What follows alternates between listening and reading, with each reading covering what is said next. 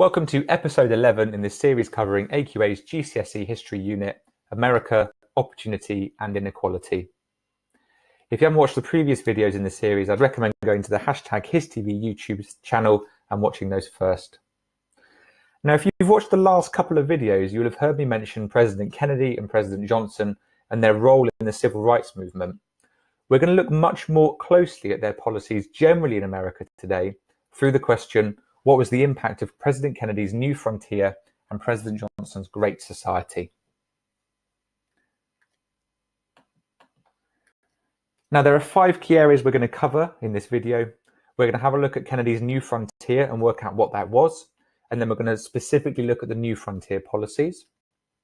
We're then going to have a look at Johnson's Great Society and what those Great Society policies were. And then we're going to have an overall look at Johnson's presidency and evaluate his success as president. Let's begin with Kennedy's New Frontier then. John F. Kennedy was the youngest man to be America's president when he was elected in 1960. And in speeches in the run-up to the election, he said that America was on the edge of a new frontier, and this became the name for his policies. And his promise to the American people was that if they voted for him, they could expect a new generation of leadership and new ideas that would change American society for the better. Kennedy focused on a variety of things in his speeches and really wanted to tackle certain things as well. He wanted to eliminate poverty and inequality through his New Frontier policies. And he eventually proposed new civil rights laws to tackle prejudice and racism, particularly against Black Americans. Finally, he also challenged the American people to do more for their country.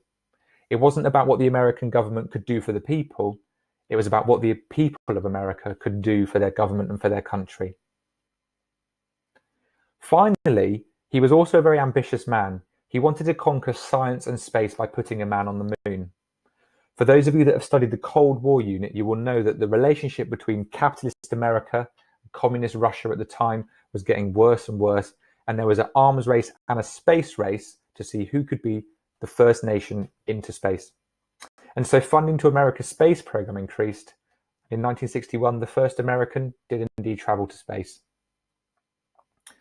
So Kennedy's New Frontier basically is the name given to his set of policies as president. And let's look more specifically about what those policies actually were. So to start with, he was trying to tackle poverty. The minimum wage in America increased from $1 to $1.25 per hour. Tax cuts gave people more money to spend, and $900 million was given to businesses to create new jobs. This is the government spending money to try and help alleviate some of the problems that American people were facing. Kennedy also spent money on clearing slums and gave loans to people to build new and better quality housing. So that's how he was trying to take on the issue of poverty.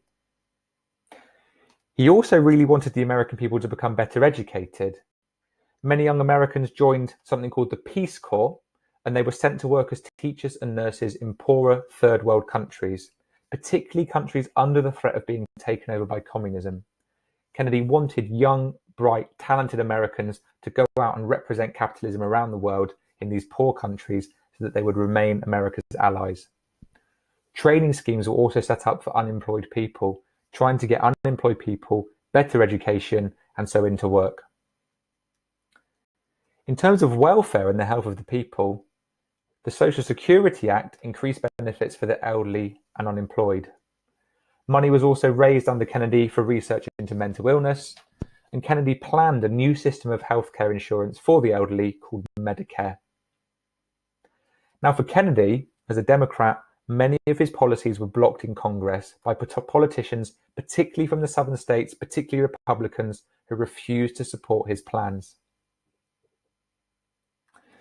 So we've looked at Kennedy's New Frontier and the specific policies within that. Let's move on to have a look at Johnson's Great Society. Now, of course, you might be asking yourself, what's the story? What happened to Kennedy? Well, a couple of things that you'll need to know. Kennedy was shot dead in November 1963. His vice president, Lyndon B. Johnson, immediately became president and then easily won the 1964 election. And many of Johnson's policies built on Kennedy's ideas. There was a real sense that Johnson wanted to honour his friend, and honour the presidency of Kennedy and the things that he was trying to do. Johnson promised to create a great society in America. He started what he called a war on poverty, and he wanted to improve the quality of life for American people by ending racial injustice and giving opportunities to the next generation of American people.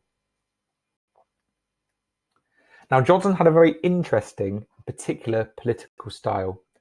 He was very tough, quite intimidating. He was a very tall man. He was a southerner from Texas, very straight talking, but that also allowed him to be more relatable to the southern politicians who'd blocked a lot of Kennedy's policies. He could also be manipulative and aggressive. He was known for using his tall frame to stand over people, and he knew how to get his own way. Let's have a look at some of the policies that come under this Great Society plan then. 3 Civil Rights Acts were signed by President Johnson: the 1964 Civil Rights Act, the 1965 Voting Rights Act, and the 1968 Civil Rights Act. And if you'd like more detail on those, I'd recommend going back to the previous episode, episode 10, and looking at the end of the video. Aside from these 3 massive pieces of civil rights legislation or laws that were signed by Johnson, again, we're going to look at 3 key areas. So let's start with poverty. Now, we saw it happen under Kennedy. It happens again under Johnson. The minimum wage increase from $1.25 this time to $1.40 an hour. The Housing and Urban Development Act was passed, and this increased funding for house building, helped the elderly and disabled pay their rent, and helped with the construction of housing for poor people. In terms of education, Operation Head Start began, and this gave money to schools in cities to provide a better education for the poor. The Elementary and Secondary Education Act also gave more money for schools, and something called the Job Corps helped people find employment when they finished their education. Very similar to Kennedy, Johnson's ideas were to educate the people and then help them find work. In terms of health and welfare, Johnson built on Kennedy's idea to provide low-cost medical care for the elderly. And so Johnson's Medicare program began in 1965, and in the first 6 months of the program, 2.5 million Americans received hospital care. So we've looked at Kennedy's New Frontier and his New Frontier policies. We've looked at how Kennedy's assassination in 1963 led to Johnson taking over and his Great Society and policies. Let's think about evaluating Johnson's presidency then. Well, to start with, some argue that Johnson did far more than many other presidents to make America a better and fairer society. As an example, in 1959, 56%, so over half of Black Americans lived in poverty. But by 1970, this had fallen to 30%. Poverty in white families also fell from 18% I should say, to just 8%. Under Johnson, millions of Americans now had access to good quality health care. But there were some problems. Others argues that Johnson failed to solve many of the key problems that the American people faced.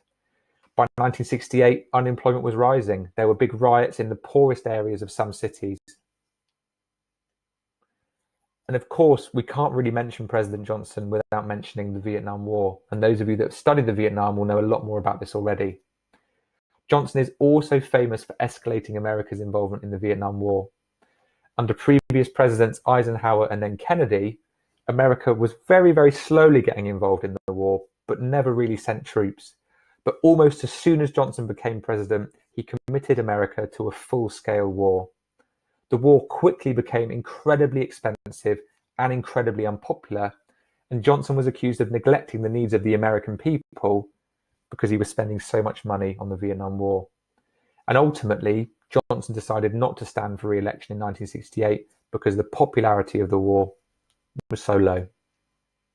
So clearly then, Johnson did do things to help America better itself as a society. But I don't think we could really say that Johnson achieved the full great society that he had envisioned when he became president. So to finish off then, what was the impact of President Kennedy's New Frontier and President Johnson's Great Society? We've looked at the New Frontier and the policies, we've looked at how Johnson continued those, and then we've evaluated Johnson's presidency and thought about the limitations to the Great Society that he had put forward to the American people. Thanks for watching.